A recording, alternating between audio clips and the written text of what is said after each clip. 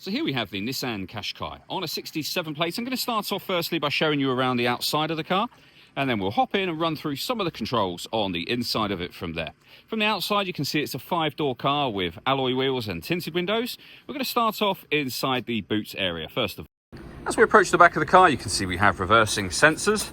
Plenty of boot space along with that 60-40 split folding rear seat should you wish to increase this space even further again.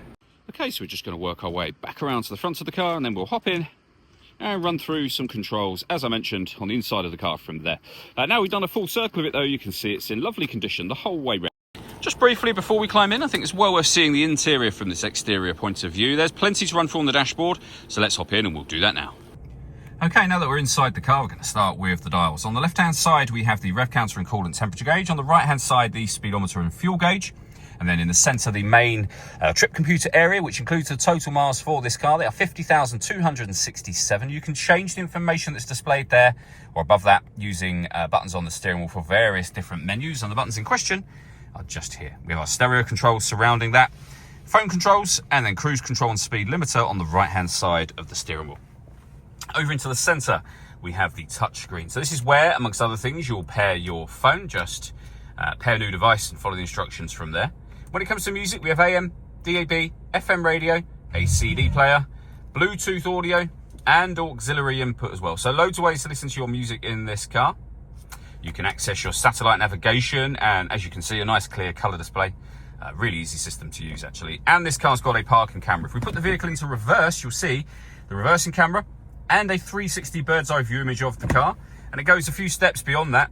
You can press the button for a front-facing camera and the bird's eye view. Press it again. Front-facing camera and front passenger side wheel, and then you can press it again to turn that off. What you may have noticed at the bottom here is a few other options. So you can parallel park, or this car can autonomously parallel park the car and perpendicular park it for you, meaning that it will take control of the steering to get you into a space once it's found one big enough for you.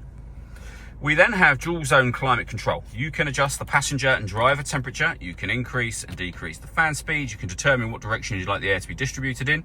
As your air conditioning off, back on, or hit auto, the car will now maintain the temperatures that you've asked for. By taking full control of the fan speed for you, you can override that whenever you wish to. We have a 12-volt charging socket. We've got an electronic handbrake with an auto hold function, and then your 6-speed manual gearbox. Last thing I wanted to mention is the panoramic glass roof. There is a button up here that will open this sunblind all the way to the back of those rear seats. This section of glass is fixed in position here, but as you can see with this fully open, it lets in a huge amount of extra light to this cabin area. All that leaves me to say is thank you for taking the time to watch this video. If you'd like to come and see the car for yourself and have a test drive, please feel free to give us a call here at Surrey Specialist Cars. We'd love to hear from you.